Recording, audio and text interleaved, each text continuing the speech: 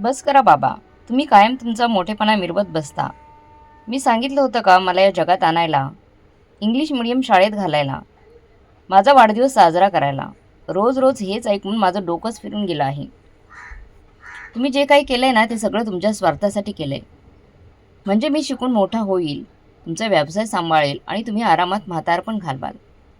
मला तुमचा नोकर समजून वाढवलत का? मला कोणाचाही नोकर व्हायचं नाही. आज शेवटचं सांगतो. मला तुमचं छोटंसं दुकान नाही, एक मोठं शोरूम उभं करायचं आहे आणि त्यासाठी मला पैसे हवेत. ते पैसे तुम्ही कुठून आणता, कसे आणता, त्याच्याशी मला काहीही देणं घेणं नाही. मला फक्त पैसे हवेत. रोहनच्या शब्दात अहंकाराचा जळजळीत स्पर्श होता. जणू प्रत्येक वाक्याने वडिलांच्या मनावर वार होत होता. प्रदीपराव शांतपणे उभे होते, पण त्यांच्या डोळ्यात वेदनेचे गडद सावट उतरलं होतं. ते हळू आवाजात म्हणाले, रोहन, तू विसरलास का? तू कोणाशी बोलतोयस? मी तुझा बाप आहे. अजून तुझं लग्नही झालेलं नाही आणि तुझा हा उर्मटपणा, उद्धटपणा. उद्या तुझं लग्न होईल, तुझी बायको घरी येईल आणि तुझा हा व्यवहार पाहून ती आम्हाला काडीची किंमत देणार नाही. तूच आम्हाला किंमत दिली नाही तर तुझी बायको कशी देणार? तू कधी आमचा विचार केलास का? क्षणभर थांबून त्यांनी खोल श्वास घेतला. तुझ्या आईच्या जाण्यानंतर तुला कसं वाढवलंय हे फक्त माझ्या मनालाच ठाऊक आहे. आणि तुझ्या वृद्ध आजीचा तरी विचार कर. तुझी ही भाषा ऐकून तिच्या मनाला किती वेदना होत असतील याचा अंदाज आहे का तुला? तिची तब्येत आधीच बिघडलेली आहे. ते पुढे म्हणाले, जोपर्यंत मी हे दुकान चालवत होतो तोपर्यंत कधी कुठली कमतरता भासली नाही. या छोट्याशा दुकानावरच संपूर्ण घर चालवलं जातं. नातेवाईकांचे पाहुणचार, लग्नकार्य, बारसं सगळं केलं आणि कधी अडचण आली नाही. मग तुलाच का एवढा पैसा अपुरा पडतोय आणि एवढ्या मोठ्या शोरूमसाठी पैसा कुठून आणणार मी? रोहन उपहासाने हसला. तुमच्या गंज लागलेल्या मेंदूला माझं बोलणं समजणारच नाही. आता तरी मान्य करा, तुमचं वय झालंय. तुम्ही रिटायर होण्याच्या लायकीचे झाले आहात. आता तुमच्याकडून काही होणार नाही. गप्प बसा घरात. सगळं मलाच करावं लागणार आहे. त्याच्या आवाजात आता हुकुमशाही होती. आणि हो, हे घरही खूप जुनं झालंय, ते विकून टाकूया. एखाद्या चांगल्या सोसायटीमध्ये मोठं घर घेऊ. हे घर विकून चांगले पैसे मिळतील आणि उरलेल्या पैशात मी माझं शोरूम सुरू करू शकतो. प्रदीपरावांच्या डोळ्यात क्षणातच वेदनेचे वादळ उसळलं. नाही, ते ठामपणे म्हणाले, हे घर मी विकू शकत नाही. हे माझं आणि तुझ्या आईचं स्वप्न आहे. या घराच्या प्रत्येक विटेत आमच्या आठवणी कोरलेल्या आहेत. आणि तुला माहीत आहे का, माझ्या वडिलांनी मला कधीच पैसे दिले नव्हते. त्यांनी एकच सांगितलं होतं, स्वतः कष्ट कर आणि स्वतःची स्वप्न स्वतः पूर्ण कर. पण तू तू मात्र माझ्या खांद्यावर बसून स्वतःची स्वप्न पूर्ण करायची स्वप्न पाहतोयस. त्यांचा आवाज आता कठोर झाला होता. ही शेवटची चेतावणी समज. स्वतःला बदल, नाही तर कोणत्याही सुसंस्कृत घरातली मुलगी तुझ्याशी लग्न करायला तयार होणार नाही. इतकं बोलून प्रदीपराव थकलेल्या पावलांनी मागे वळले आणि घराच्या कोपऱ्यात बसलेल्या आपल्या वृद्ध आईजवळ शांताताईंकडे गेले. शांताताईंचे थरथरणारे हात त्यांनी आपल्या हातात घेतले आणि त्या क्षणी घरातलं वातावरण जणू निश्शब्द वेदनेने भरून गेलं होतं. शांताताईंनी हलक्यात प्रदीपरावांच्या खांद्यावर हात ठेवला. त्यांच्या स्पर्शात मायेचा उबदारपणा होता, पण मनातली वेदना डोळ्यात स्पष्ट दिसत होती. त्या मंद पण ठाम आवाजात म्हणाल्या, प्रदीप, रोहनचं सगळं बोलणं माझ्या कानावर पडलं आहे. मन फार हेलावून गेलं बघ. पण एक सांगू का? एखाद्या सुसंस्कृत समजूतदार घरातल्या मुलीशी त्याचं लग्न लावून दे. कदाचित तीच त्याला योग्य मार्गावर आणेल. नाहीतर या मुलाच्या डोक्यात नेमकं कोणतं भूत शिरलं आहे काही कळत नाही. तुझ्याबरोबर प्रॉपर्टी डीलरचं काम करून तो स्थिर होऊ शकला असता, पण नाही. त्याला तर आभाळ एवढी स्वप्न पाहिजे आहेत. मोठं शोरूम, मोठं नाव, मोठा फ्लॅट. त्यांच्या शब्दात काळजी होती, पण त्यामागे एका आईचं तुटलेलं मन दडलेलं होतं. प्रदीपराव काही क्षण गप्प राहिले, जणू भूतकाळाच्या पानात हरवून गेले होते. मग हळूहळू ते म्हणाले, आई, तुझ्या बोलण्यातून मला एक गोष्ट आठवली. आपल्या त्या जुन्या गल्लीत विक्रांतजी राहत होते ना? शांताताईंनी आश्चर्याने त्यांच्याकडे पाहिलं. कोण विक्रांत? प्रदीपराव हलकस हसले. अगं, आपल्या गल्लीच्या कोपऱ्यावर त्यांचं 2 मजल्याचं घर आहे ना, ते. त्यांच्या वडिलांबरोबर बाबांची खूप जुनी घट्ट मैत्री होती. आठवलं का आता? क्षणभर विचार करून शांताताईंच्या चेहऱ्यावर ओळखीची छटा उमटली. प्रदीप पुढे म्हणाले, काही दिवसांपूर्वी त्यांनी मला बोलवलं होतं त्यांच्या मुलीच्या निधीच्या लग्नासाठी. ते आपलं घर विकायला काढत आहेत आणि मी प्रॉपर्टी डीलरचं काम करतोच. तू म्हणशील तर एकदा जाऊन पाहतो. हे ऐकताच शांताताईंच्या चेहऱ्यावर काळजीचे सावट दाटलं. त्या हळू आवाजात म्हणाल्या, पण प्रदीप, ते आपले घर का विकत आहेत? मुलीचं लग्न झाल्यावर ते कुठे राहणार? त्यांचा आधार काय असेल? इतकं बोलताना त्यांच्या कंठात शब्द अडखळले. डोळ्यात पाणी तरळलं. त्या थरथरत्या आवाजात पुढे म्हणाल्या, कळत नाही रे, या समाजाची कसली परंपरा आहे. मुलीचा संसार थाटण्यासाठी बापाला स्वतःचं घर विकावं लागतं. मुलीचं घर उजळतं, पण तिच्या माहेरचं छप्परच उडून जातं. कित्येक बाप कर्जाच्या ओझ्याखाली चिरडले जातात आणि तरीही मुलाच्या घरच्यांना त्यांचं दुःख दिसत नाही का? थोडं का होईना विचार करायला नको का त्यांनी? देव अशा अन्यायाला कधीच माफ करणार नाही. शांतताईंचा आवाज आता पूर्णपणे भरून आला होता. त्यांच्या डोळ्यातून ओघळणाऱ्या अश्रूंनी जणू त्या वेदनेला शब्द मिळाले होते. क्षणभर शांतता पसरली. मग त्यांनी स्वतःला सावरत हलकंसं म्हणाल्या, असो, तू तुझं काम प्रामाणिकपणे कर. प्रदीप, तुझं काम तू प्रामाणिकपणे कर. इतकं बोलून त्यांनी आपल्या हातातील जपमाळ घट्ट पकडली आणि एक एक मणी ओढत त्या देवाच्या नावात स्वतः दुःख विसरू पाहू लागल्या. घरात पुन्हा एकदा शांतता पसरली, पण त्या शांततेतही वेदनेचे एक निनाद स्पष्ट ऐकू येत होता. दुसऱ्या दिवशी सकाळीची कोवळी ऊन अंगणात पसरली होती. तेव्हा प्रदीपराव विक्रांतरावांच्या घरी पोहोचले. घराच्या उंबरठ्यावर पाऊल टाकताच त्यांना त्या घरातल्या साधी पण उबदार ओळख जाणवली. चारही बाजूनी नजर फिरवत ते म्हणाले, विक्रांतची घर तर खूप छान आहे, व्यवस्थित, नीटनेटकं. पण तुम्ही याची किंमत किती ठरवली आहे? म्हणजे पुढच्या पार्टीसमोर तुमची मागणी ठेवता येईल. विक्रांतरावांनी क्षणभर नजरेतून सगळं काही सांगितलं. त्यांच्या चेहऱ्यावर एक खोल उदासी पसरली. ते मंद स्वरात म्हणाले, किंमत काय ठरवायची प्रदीपजी? फक्त एवढंच वाटतं की चांगली किंमत मिळावी. माझ्या मुलीचं लग्न व्यवस्थित पार पाडावं, एवढंच स्वप्न आहे. पुढे मुलगा आहेच, तो त्याची जबाबदारी उचलेल आणि मग मीही माझ्या कर्तव्यातून मोकळा होईल. त्यांच्या शब्दात एका बापाची हतबलता होती आणि कर्तव्याच्या ओझ्याखाली दाबलेलं मन. प्रदीपरावांनीच त्यांच्याकडे काळजीने पाहिलं. हे सगळं ठीक आहे विक्रांतजी, पण पुढे तुमचं काय? वहिनी आणि मुलाला घेऊन कुठे जाणार तुम्ही? विक्रांतराव हलकंसं हसले, पण ते हसू फार काही सांगून गेलं. कुठे काय, एखाद्या भाड्याच्या घरात राहू. तुम्हाला तर माहीत आहेच, आजकालच्या चांगली मुलं मिळतात कुठे? लग्नाचा खर्च, हुंडा, नातेवाईकांचं देणं घेणं, खाणं पिणं, सगळ्याच गोष्टींसाठी पैसा लागतो आणि एवढा पैसा येणार तरी कुठून? दोघांचं बोलणं असंच चालू होतं. तेवढ्यात घराच्या आतील खोलीतून मंद पावलांचा आवाज आला. विक्रांतरावांची मुलगी निधी हातात चहाचा ट्रे घेऊन बाहेर आली. ती पुढे येत हलक्या आवाजात म्हणाली, काका नमस्कार. मान खाली घालून तिने दोघांसमोर चहाचे कप ठेवले. तिच्या हालचालीत एक विलक्षण सौम्यता होती. जणू संस्कार तिच्या प्रत्येक हालचालीतून उमटत होते. प्रदीपरावांनी तिच्याकडे पाहिलं आणि क्षणभर ते थबकलेच. निधीचा तो साधेपणा, सलवार सूट, डोळ्यात हलकसं काजळ, लांबसटक केस, कपाळावर छोटीशी टिकली आणि चेहऱ्यावर निरागस संकोचलेलं हसू, जणू आईच्या मायेने आणि घरच्या संस्काराने घडवलेली एक स्वज्वळ प्रतिमा त्यांच्या डोळ्यासमोर उभी राहिली होती. पाहुण्यांचा आदर करताना तिची नम्रता, तिच्या डोळ्यातलं भान, सगळंच काही मनाला स्पर्शून गेलं. त्या क्षणी प्रदीपरावांच्या मनात शांतताईंचे शब्द घुमू लागले, एखाद्या समजूतदार मुलीशी त्याचं लग्न लावून दे.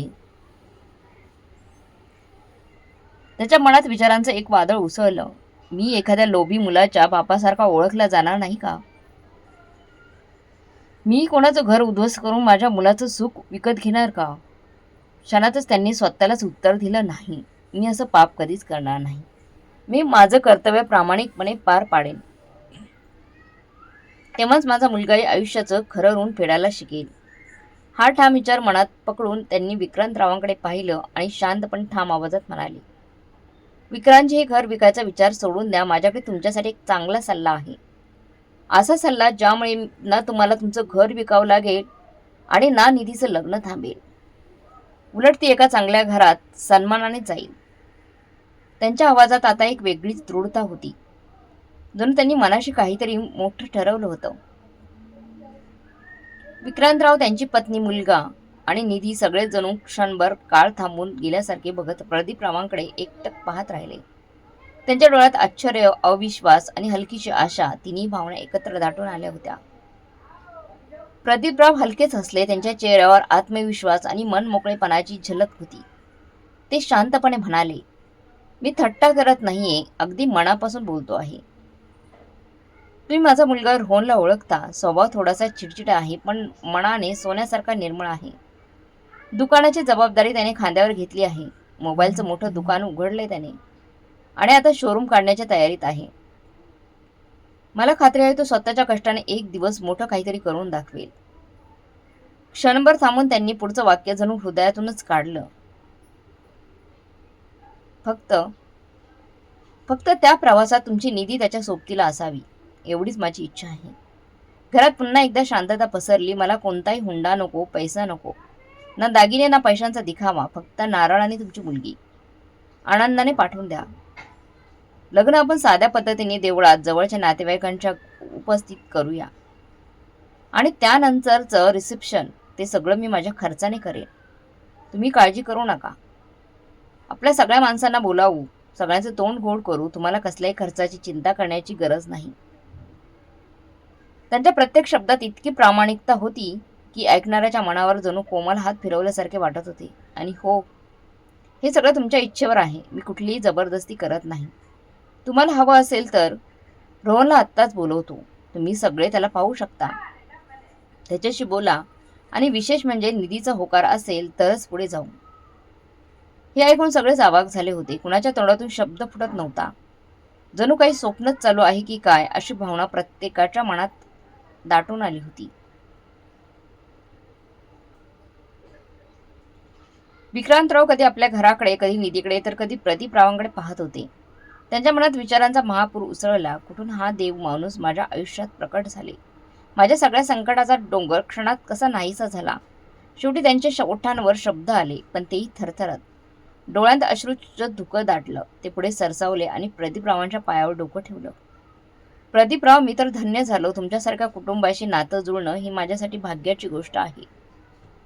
तुम्ही तर माझी सगळं टेन्शन एका क्षणात दूर केलं. हे उपकार मी आयुष्यभर विसरणार नाही. तुमचं हे ऋण मी कधीच फेडू शकणार नाही. त्यांच्या आवाजात कृतज्ञतेचा कंठ दाटून आला होता आणि त्या क्षणी त्या घरात फक्त एकच भावना दरळत होती, माणुसकीची आणि नात्यांच्या पवित्रतेची. तेव्हा प्रदीपराव हलकेसे स्मित करत म्हणाले, ऋण फेडायचं काहीच नाही विक्रांतजी. फक्त निधीने तिचं कर्तव्य विसरू नये, एवढीच माझी अपेक्षा आहे. निधीचे डोळे आश्चर्याने मोठे झाले. ती एकटक त्यांच्याकडे पाहू लागली. तिच्या मनात प्रश्नांची गर्दी झाली होती. तेव्हाच प्रदीपराव शांत पण ठाम स्वरात पुढे म्हणाले, माझा मुलगा थोडासा बिघडलेला आहे. जर निधी त्याला योग्य मार्गावर घेऊन आली, तर त्यांच्या आयुष्याला योग्य दिशा दिली, तर मी समजेल की माझी सून तिचं खरं कर्तव्य पार पाडते आहे. त्यांच्या आवाजात एक वडिलांची हळवी अपेक्षा होती. आजकाल आपण पाहतो, मुलगा आपल्या कर्तव्यापासून दूर जातो आणि मग सूनही त्याच्या पावलावर पाऊल ठेवते. पण मला असं नकोय. मला वाटतं माझी सून अशी असावी की ती सगळ्यांसाठी एक उदाहरण ठरावी. सासरचं कर्तव्य कधी विसरू नये. इतकं बोलून प्रदीपराव उठले. त्यांनी नम्रपणे हात जोडले. मी निघतो. आपण लवकरच पुन्हा भेटू. आणि त्या शब्दांसह ती निघून गेले. पण त्यांच्या विचारांची छाप त्या घरात खोलवर उमटून गेली होती. काही दिवसांनी प्रदीपराव आपल्या आईला आणि मुलगा रोहनला घेऊन निधीच्या घरी आले. साधेपणातही एक स्वज्वळ तेज असलेला निधी सगळ्यांच्या मनात घर करून गेली. दोन्ही कुटुंबाच्या संमतीने आनंदाच्या वातावरणात दोघेही विवाह बंधनात अडकले. निधी जणू गुणांची खाणच होती. सासरी पाऊल टाकताच तिने घराची सगळी जबाबदारी आपल्या खांद्यावर घेतली. तिच्या आईचे शब्द तिच्या मनावर खोलवर कोरले गेले होते. तुला सासूबाई नाहीत घरात, पण वृद्ध आजी सासूबाई आहेत आणि वडिलांसारखे सासरे आहेत. त्यामुळे तिथे तुला फक्त सून नाही, तर एक आई, एक मुलगी आणि एक जबाबदार स्त्री म्हणून वागायचं आहे. आणि निधीने ते शब्द अक्षरशः जगायला सुरुवात केली. दिवस पुढे सरकत गेले. घरात एक शांत सुसंस्कृत वातावरण नांदू लागलं. रोहन वडिलांशी किंवा आजीशी कधी मोठ्या आवाजात बोलत नसे आणि निधी ती तर जणू त्या घराची श्वासच बनली होती. प्रत्येकाची काळजी घेणं, सगळ्यांच्या गरजा ओळखणं, रोहनचा डबा वेळेवर तयार करणं तयार ठेवणं तिने सूनपणाचं प्रत्येक कर्तव्य मनापासून पार पाडलं. पण कोणताही मुखवटा फार काळ टिकत नाही. एके दिवशी वातावरणात अचानक ताण दाटून आला. रोहन निधीकडे वळला. त्याच्या आवाजात एक विचित्र कडवटपणा होता. निधी, बाबा तुझा प्रत्येक शब्द ऐकतात. आजी तुझ्यावर खूप प्रेम करते. निधी, तू त्यांना सांग ना, हे घर विकून एखाद्या चांगल्या सोसायटीत घर घेऊया. तो थोडा थांबला आणि मग हळूच म्हणाला, निधी, उरलेल्या पैशातून आपण आपले शोरूम सुरू करू. तुझं म्हणणं ते कधीच टाळणार नाही. हे ऐकून निधीच्या अंगावर शहारे आले. तिच्या डोळ्यात अविश्वास दाटून आला. ती हळू आवाजात म्हणाली, हे देवा, तुम्ही माझ्याकडून हे कोणतं पाप करून घेत आहात? तिचा आवाज थरथरत होता. ज्या माणसाने माझ्या आई वडिलांना रस्त्यावर येऊ दिलं नाही, माझं घर वाचवलं, त्यांना बेघर होऊ दिलं नाही, त्यांनाच मी घर विकायला सांगू? हे माझ्या मनाला कसं पटेल? ती थोडी सावरत पुढे म्हणाली, तुम्ही कधी बाबांना विचारलं का? त्यांना हे घर विकायचं नाही. आणि तसंही या घरात काय कमी आहे? 4 भिंतीचं घर नाही हे. इथं तुमचं बालपण गेलं आहे, आठवणी आहेत. तिच्या शब्दात ठामपणा होता, पण त्यामागे प्रेम आणि आदरही दाटलेला होता. अहो, तुम्ही थोडे जास्त कष्ट करा, मीही तुमच्यासोबत उभी राहीन. आपण दोघे मिळून आपल्या कष्टानं स्वप्नाचा राजवाडा उभारूया, पण दुसऱ्यांच्या छाताडावर पाय ठेवून नाही. रोहनचा चेहरा रागाने लालबुंद झाला. तो चिडून म्हणाला, मला ज्ञान देण्याची गरज नाही. मी विचार केला होता, आम्ही तुझ्या आईवडिलांवर उपकार करत आहोत आणि तू हे उपकार फेडशील. पण तू तर बाबांच्या तोंडचेच शब्द बोलत आहेस. त्याच्या आवाजात कटुता ओसांडून वाहत होती. मला नाही वाटत तू माझ्यासाठी काही करू शकतेस. आता मलाच काहीतरी मार्ग काढावा लागेल. एवढं बोलून रोहन तिथून निघून गेला. पण त्यांच्या शब्दाचे सावट मात्र त्या घरात रेंगाळत राहिले. निधी काही क्षण तिथे स्तब्ध उभी राहिली. मनात विचारांचे वादळ उसळत होते. हळूहळू सगळं शांत होईल. रोहनी एक दिवस समजून घेतील, योग्य मार्गावर येतील. तिने स्वतःलाच दिलासा दिला. काही दिवसांनी एका दिवशी दुपारी उन्हाने अंगावर चटके देणारी दुपार होती. घरात शांतता पसरली होती. निधीने काळजीपूर्वक काही फॉर्म भरले, त्यांना नीट घडी घालून टेबलावर ठेवले आणि प्रदीपरावांकडे वळून म्हणाली, बाबा, बाहेर खूप ऊन आहे, तुम्ही जाऊ नका. मी तुमचे बँकेचे फॉर्म भरले आहेत, इथे फक्त सही करा. मी आईकडे जाताना ते बँकेत जमा करून येते. प्रदीपरावांनी तिच्याकडे विश्वासाने पाहिलं आणि नेहमीप्रमाणे एक शब्दही न बोलता कागदांवर सही केली. त्यांच्या त्या अढळ विश्वासातच त्यांच्या निष्काळजीपणाची बीजं दडलेली होती. याच क्षणाची वाट पाहत होता रोहन. त्याला ठाऊक होतं, बाबा कधीच कागद वाचत नाहीत. निधीवर त्यांचा अंधविश्वास आहे. त्याने अलगदपणे आपले काही कागद त्या फॉर्मच्या मधोमध सरकवले होते आणि क्षणाचाही विलंब न लावता प्रदीपरावांच्या सवयीचा फायदा घेत त्यांच्याकडून त्या कागदांवर सही करून घेतली. प्रदीपराव बाहेर पडताच रोहनने झटपट आपले कागद वेगळे काढले. तेवढ्यात निधीची नजर त्याच्यावर पडली. ती थोडी चकित झाली.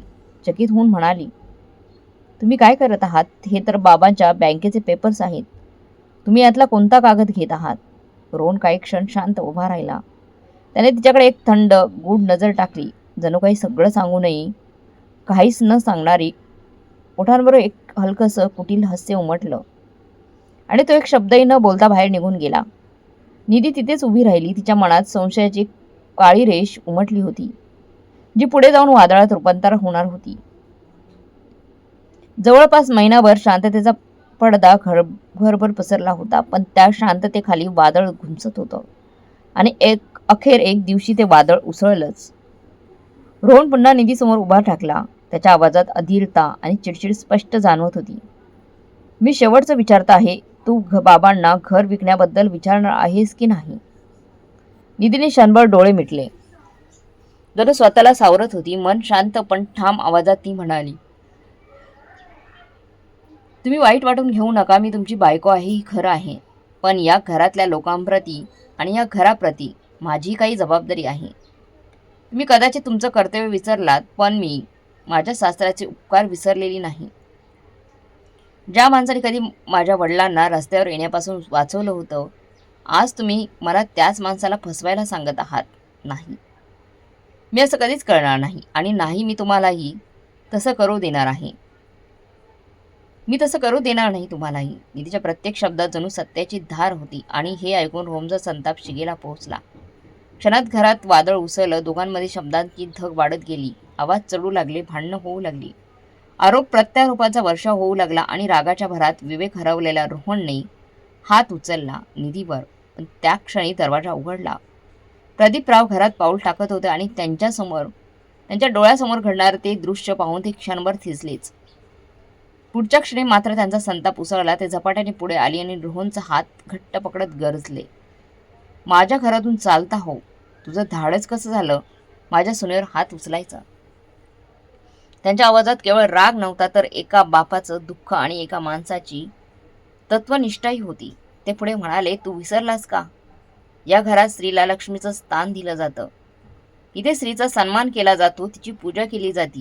क्षणभर थांबून त्यांनी डोळे मिटले आणि जड आवाजात म्हणाले, बरं झालं तुझी आई हे सगळं पाहण्याआधीच या जगातून निघून गेली, नाहीतर आज तिचं हृदय तुटलं असतं. त्या क्षणी घरात केवळ शांतता पसरली होती. शांतता पसरली नव्हती, तर वेदना आणि सत्याचा प्रतिध्वनी घरात घुमत होता. रोहनच्या डोळ्यात संतापाचे ज्वालामुखी धगधगत होते. त्याने क्षणाचाही विलंब न करता प्रदीपरावांना जोराचा धक्का दिला. त्या धक्क्याने वृद्ध देह डगमगला आणि पुढच्या क्षणी ते भिंतीवर आपटले. कपाळावर आपटल्याचा आवाज घरभर घुमला. जणू त्या आवाजात नात्यांची तुटणारी नाळ दडलेली होती. उठा, रोहनचा आवाज करकचून निघाला. या म्हाताऱ्या हाडात एवढं धाडस आलंय माझ्याशी वाद घालायचा? एक चापट मारली ना तुम्हाला तर पाणी मागायला सुद्धा येणार नाही. बाप आहात म्हणून गप्प बसलोय, पण डोक्यावर बसायचा प्रयत्न करू नका पप्पा. त्याचे शब्द म्हणजे विषारी बाण. प्रत्येक वाक्याने घरातील शांततेचा चुराडा होत होता. एवढं बोलून त्याने दरवाजा जोरात आपटला आणि वाऱ्यासारखा तिथून निघून गेला. दरवाजाच्या त्या आवाजात केवळ राग नव्हता, तर नात्यांचा अवमान होता. प्रदीपराव भिंतीला टेकून खाली सरकले होते. कपाळावरून हलकं रक्त ओघळत होतं आणि डोळ्यात वेदनेपेक्षाही जास्त दुःख होतं. स्वतःच्या मुलाच्या वागण्याचं. बाबा निधी घाबरून धावत आली. तिच्या आवाजात काळजी होती, माया होती आणि कुठेतरी खोलवर एक ठाम निर्धारही होता. तिने हळुवारपणे त्यांना उचललं, आधार दिला. तुम्ही ठीक आहात ना बाबा? ती अलगद विचारत होती. प्रदीपराव काही बोलू शकले नाही, फक्त तिच्याकडे पाहत राहिले. निधीचा आवाज आता स्थिर झाला होता. बाबा, तुम्ही काळजी करू नका. तुम्ही माझ्यासाठी आणि माझ्या कुटुंबासाठी जे काही केलंय ना, ते मी कधीच विसरणार नाही. पण आता वेळ आली आहे त्यांना त्यांच्या कर्तव्याची जाणीव करून देण्याची. ती क्षणभर थांबली. एक मुलगा आपलं कर्तव्य विसरू शकतो, पण ही सोन आपल्या सासरचे उपकार कधीच विसरणार नाही. ते कोणत्या लोकांच्या संगतीत आहेत, काय चाललंय त्यांच्या मनात, मला माहीत नाही, पण आता काहीतरी करावंच लागेल. प्रदीपरावाने थोड्या थरथरत्या आवाजात विचारलं, निधी हा खूप गरम डोक्याचा आहे. मी आणि त्याची आजी त्याला सुधारू शकलो नाही. त्याला तू कसं बदलशील, कसं सुधारवशील? निधीच्या ओठावर हलकीशी स्मित रेषा उमटली. तिच्या आवाजात आत्मविश्वास ओसांडून वाहत होता. बाबा, एक स्त्री ठरवते ना, तर ती अशक्यालाही शक्य करून दाखवते. जर सीतेने रावणाच्या अहंकाराला झुकवलं असेल, तर मी माझ्या नवऱ्याच्या चुकीच्या वाटेलाही वळण देऊ शकते. त्या शब्दात केवळ आश्वासन नव्हतं, तर एक वचन होतं, नात्यांचं वाचण्याचं, पुन्हा घर उभं करण्याचं. तिने अलगद त्याच्या कपाळावर औषध लावलं त्यांच्या. नंतर स्वयंपाकघरात जाऊन गरम हळदीचं दूध आणलं. हे घ्या, हळूहळू प्या, ती प्रेमाने म्हणाली. प्रदीपरावांच्या डोळ्यात पाणी तरळलं. कदाचित वेदनेचं नव्हतं, तर त्या सुनेच्या मायेचं. विधीने नम्रपणे मान खाली घालून म्हटलं, बाबा, त्यांच्या वागण्याची मी तुमची माफी मागते. आणि पुढच्या क्षणी ती आपल्या कामात गुंतली. पण तिच्या मनात एकच विचार ठामपणे रुजला होता, हा तुटलेला संसार मी पुन्हा उभा करणारच. दिवस पुढे सरकत होते आणि त्या दिवसांसोबत निधीचं वागणे हळूहळू बदलत होतं. ती आता काही बोलत नव्हती, विरोध करत नव्हती. उलट रोहन जे म्हणेल त्यावर शांतपणे मान डोलवत होती. तिच्या बदलामुळे रोहनच्या मनात एक वेगळा समज निर्माण झाला. त्याला वाटू लागलं, निधीलाही आता तेच हवं आहे जे मला हवं आहे. पण आता त्याला काय ठाऊक होतं, ही शांतता म्हणजे वादळ आधीची भीषण शांतता होती. एके दिवशी सकाळी निधीने काही कागद नीटपणे एकत्र केले. लाईट बिल, गॅस कार्ड, घराशी संबंधित काही कागदपत्र आणि त्यासोबत एक अर्ज. ती हळूहळू चालत रोहन समोर आली. रोहन, तिचा आवाज नेहमीप्रमाणे मृदू होता. ही काही बिलं आहेत आणि मी एक नोकरीसाठी अर्ज केला आहे, त्यावर तुमची सही लागेल. ती थोडी थांबली आणि पुढचं वाक्य जाणीवपूर्वक हळूच उच्चारलं. कालपर्यंत हा अधिकार माझ्या वडिलांचा होता, पण आता तुम्ही माझे पती आहात, त्यामुळे ही सही तुम्ही करा. रोहनने भुवया उंचवल्या. तुला नोकरी करण्याची काय गरज आहे? निधीने हलकंसं स्मित केलं, पण त्या स्मितामागे एक खोल विचार दडलेला होता. गरज आहे रोहन, घर चालवायला आपणही थोडी मदत केली पाहिजे, नाहीतर माहित नाही बाबा कधी आपल्याला या घरातून बाहेर काढतील. घरातून बाहेर काढतील? हे ऐकताच रोहन उपराधिकपणे भासला. ते आपल्याला या घरातून बाहेर काढू शकत नाहीत. निधीने आश्चर्याचा आव आणला. ते कसं काय? रोहनच्या चेहऱ्यावर आता एक गर्विष्ठ छटा उमटली. तुला आठवतंय का निधी, त्या दिवशी बाबा काही कागदपत्रांवर सही करत होते. त्या कागदांमध्ये एक कागद असा होता ज्यावर सही होताच हे घर माझ्या नावावर झालंय. क्षणभरासाठी निधी शांत झाली. म्हणजे माझा संशय खरा होता तर? तिच्या मनात विचार चमकून गेला, पण चेहऱ्यावर तिने काहीच उमटू दिलं नाही. ती पुन्हा सहजपणे म्हणाली, अच्छा, म्हणजे आता मी पूर्णपणे तुमच्यासोबत आहे. तिने चहाचा कप त्याच्या हातात दिला. हा घ्या चहा आणि या अर्जावर सही करा. मग जाऊन आंघोळ करा. तुम्हाला दुकानातही जायचं आहे ना? रोहनने चहाचा घोट घेतला आणि निष्काळजीपणे म्हणाला, हो दे. मी तर विसरलोच होतो यावरही सही करायची. त्यांनी एक नजरही न टाकता कागद उचलले आणि घाईघाईत सगळ्यांवर सही केली. त्या सहीमध्ये विश्वास नव्हता तर बेफिकिरी होती. त्या सहीमध्ये समज नव्हती तर अहंकार होता. आणि त्या क्षणी निधीने टाकलेल्या सापळ्यात तो पूर्णपणे अडकला होता. निधी शांतपणे त्याच्याकडे पाहत होती. तिच्या ओठांवर क्षीण स्मित हास्य उमटलं होतं. खेळ आता सुरू झाला होता. जवळपास 15 दिवस उलटून गेले. त्या दिवसात घरात एक दडपलेली शांतता, जणू काहीतरी वादळ आतून उसळण्याची वाट पाहत होती. आणि मग रोहन काही अनोळखी लोकांना घेऊन घरात आला. त्याच्या चेहऱ्यावर एक विचित्र आत्मविश्वास होता, अहंकाराने फुगलेला. त्याने प्रदीप रावांकडे तिरक्या नजराने आणि थंड आवाजात तो म्हणाला, या घराची चांगली किंमत लावा, कारण मी हे घर विकणार आहे. त्या शब्दाने जणू वेळच थबकली. प्रदीप रावांनी धीर एकवटत उत्तर दिलं, रोहन, मी तुला किती वेळा सांगितलंय हे घर मी विकणार नाही. मला हे घर विकायचं नाही. रोहनच्या ओठांवर उपहास उमटला. तुम्हाला कोण विचारते बाबा? हे घर तर माझ्या नावावर आहे. माझी मर्जी. मला विकायचं असेल तर मी विकेन. प्रदीपराव हे ऐकून थबकलेच. त्यांच्या चेहऱ्यावर आश्चर्य स्पष्ट दिसत होतं. हे घर तुझं केव्हा झालं? क्षणाचाही विलंब न करता रोहनने कागद त्यांच्यासमोर फेकले. हे बघा आणि ऐका. जर इज्जतीने बरोबर राहायचं असेल तर गप्प बसा, नाहीतर धक्के देऊन बाहेर काढीन. आणि गरज पडली तर तुम्हाला तुमच्या या म्हाताऱ्या आईला वृद्धाश्रमात सोडून येईल. तुमची सून सुद्धा मला थांबवू शकत नाही. त्याचा आवाज एवढा मोठा होता की शेजारी सुद्धा गोळा झाले. घरातल्या भिंती जणू त्या अपमानाने थरथरत होत्या. प्रदीपरावांच्या डोळ्यात पाणी तरळलं. ते काही बोलणार इतक्यात रोहन पुन्हा ओरडला, हे नाटक दुसरीकडे जाऊन करा. रडणं बंद करा. मला वाटलं मी तुम्हा दोघांना बाहेर काढण्याआधीच मी स्वतः घरातून बाहेर निघून गेलात तर. निघून जा घरातून बाहेर. तेवढ्या घराच्या आतून निधी बाहेर आली. तिचे डोळे शांत होते आणि आवाज मात्र ठाम आणि स्थिर. बाबा आणि आजी या घरातून कुठेही जाणार नाहीत, कारण अजूनही त्यांची सून या घरात आहे आणि मीच तुम्हाला या चुकीच्या कृत्यापासून वाचवेल. रोहन उपवासाने हसला. मला माहीत होतं तू माझ्याबरोबर असल्याचं नाटक करत होतीस, मला मूर्ख समजत होतीस.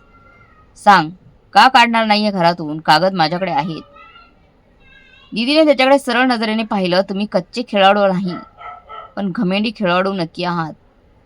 घमेंडे तुम्ही समोरच्याला कमजोर समजत आहात आणि तिथेच चूक करत आहात. ती पुढे म्हणाली, तुमच्या हातातले कागद आता काहीच कामाचे नाहीत. रद्दीवाला सुद्धा ते कागद घेणार नाही.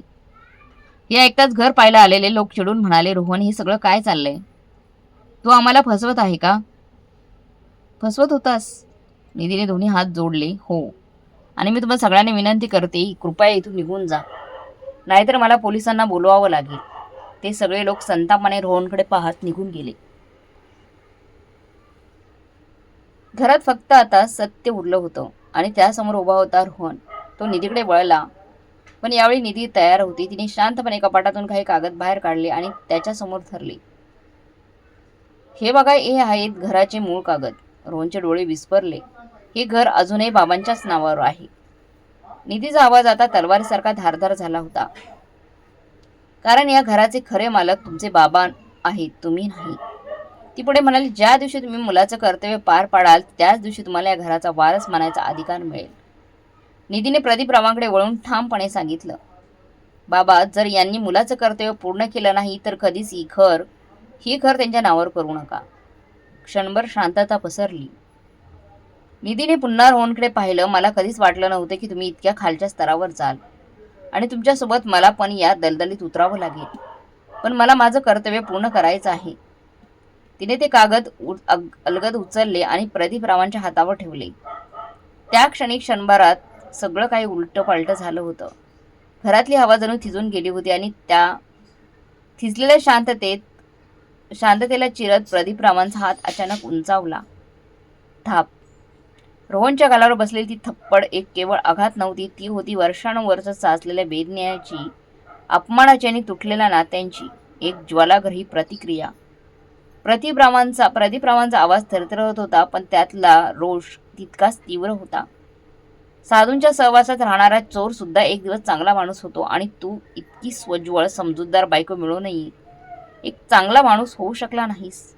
अरे रोहन, हे सगळं काही तुझंच होतं, पण तूच मुलाचं कर्तव्य विसरलास. आणि ही परकी मुलगी फक्त मी तिच्या वडिलांना केलेल्या छोट्याशा मदतीचे उपकार फेडण्यासाठी दिवस रात्र या कुटुंबाला एकत्र ठेवण्यासाठी झटत राहिली. त्यांचा आवाज आता तुटायला लागला. तू आमचा स्वतःचा असूनही आमचा होऊ शकला नाहीस. मला लाज वाटते माझ्या संस्कारांची. त्या शब्दांनी जणू घरभर वेदनेचा हुंकार उठला. तेवढ्यात रोहनची आजी पुढे आली. तिच्या वयस्कर डोळ्यातून अश्रू ओघळत होते. आवाजात हळूहळू दाटून आली होती. रोहन बाळा, मला खूप वाईट वाटतंय रे. आम्ही तर तुला चांगले संस्कार केले होते तुझ्यावर. तुझी प्रत्येक गरज पूर्ण केली, मग तू आमच्याशी असं कसं करू शकतोस? तिने हात जोडले. दोन्ही स्वतःलाच प्रश्न विचारत होती. दुसऱ्यांच्या घरातून आलेली मुलगी आमची झाली आणि तू, माझा स्वतःचा नातू, मलाच घरावर काढायला निघाला होतास. त्यांच्या आवाजात आता असहाय्यतेची चरम सीमा होती. हे देवा, हे सगळं पाहण्याआधीच मला का नाही घेऊन गेलास? त्या क्षणी घरात केवळ शब्द नव्हते, तर प्रत्येक कोपऱ्यात अपराध, वेदना आणि तुटलेल्या नात्यांचा करुण विलाप दुमदुमत होता. निधी हळूहळू रोहनजवळ आली. तिच्या डोळ्यात वेदना होती, पण आवाजात ठामपणा होता. ती शांतपणे म्हणाली, तुम्ही पाहत आहात ना, तुमच्या या वागण्यामुळे आज बाबांच्या आणि आजींच्या डोळ्यात अश्रू उभे राहिले आहेत. मनाला त्यांच्या जखमा झाल्या आहेत. इतकं सगळं असूनही तुम्हाला ही गोष्ट का जाणवली नाही? हे घर, ही माणसं, उद्या सगळं तुमचंच तर होणार आहे ना, तुमचंच असणार आहे. पण जर खरंच तुम्हाला स्वतःचं शोरूम उभारायचं असेल तर स्वतःच्या कष्टाने उभं करा.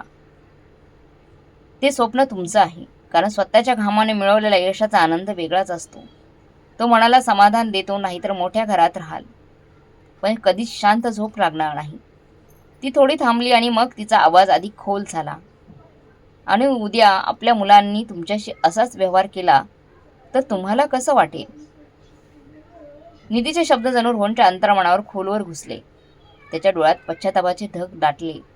तो लगेच पुढे झाला. वडिलांच्या आणि आजीच्या पायांवर अक्षरशः कोसळला आणि अश्रूंनी भरलेल्या आवाजात म्हणाला, बाबा, मला माफ करा. मी लोभाने अंधाळा झालो होतो. मला सगळं काही सहज हवं होतं, म्हणूनच चुकीच्या मार्गावर गेलो होतो. पण तुमच्या ह्या सुनेने, निधीने मला आज डोळे उघडून दाखवले. बाबा, मी वचन देतो, आता मी तेच करेन जे तुम्ही सांगाल. मी तुमचा दोषी आहे. तुम्हाला जी शिक्षा द्यायची असेल ती मला मान्य आहे. त्याच्या डोळ्यात पाणी खोटं नव्हतं, ते एका बदललेल्या मनाचं साक्षीदार होतं. निधीने पुढे येत प्रदीपरावांसमोर हात जोडले. तिच्या आवाजात विनम्रता आणि विश्वास दोन्ही होते. बाबा, कृपा करून यांना माफ करा. प्रत्येक माणसाला सुधारण्यासाठी एक संधी मिळायला हवी. तुमच्या मुलावर आणि तुमच्या संस्कारांवर विश्वास ठेवा. हे नक्कीच एक आदर्श मुलगा बनवून दाखवतील. मी तुम्हाला शब्द देते. प्रदीपरावांच्या डोळ्यातही पाणी आलं. त्यांनी रोहनला जवळ घेतलं, घट्ट मिठी मारली आणि प्रेमाने म्हणाले, रोहन बाळा, माझ्याकडे जे काही आहे ना ते सगळं तुझंच आहे रे. पण एक गोष्ट लक्षात ठेव, जोपर्यंत मी आणि तुझी आजी जिवंत आहोत तोपर्यंत या घराला विकण्याचा विचारही तुझ्या मनात देऊ नकोस रे बाळा. त्या दिवशी प्रदीपरावांनी आपलं मृत्यूपत्र तयार केलं आणि त्यात काही असे ठाम नियम लिहिले जे फक्त संपत्तीचे नव्हे तर नात्यांचंही रक्षण करतील आणि रोहनला कधीच पुन्हा चुकीच्या वाटेवर जाण्याची संधी देणार नाही. त्या दिवसानंतर रोहनमध्ये झालेला बदल स्पष्ट दिसू लागला, जाणवू लागला. त्याच्या वागण्यात नम्रता आली, बोलण्यात आदर आला आणि नात्यांमध्ये जपवणूक. हा बदल केवळ एका वडिलांसाठी आणि वृद्ध आजीसाठी नव्हे तर एका पत्नीच्या विश्वासासाठीही आशेचा किरण होता. उज्ज्वल भविष्याचा नवा संकेत. तर मग मित्रमैत्रिणींनो, तुम्हाला काय वाटते? निधीने जे काही केलं ते योग्य होतं की अयोग्य? कमेंट बॉक्समध्ये नक्की कळवा. कथा चांगली वाटली असेल तर लाईक, शेअर, सबस्क्राईब नक्की करा.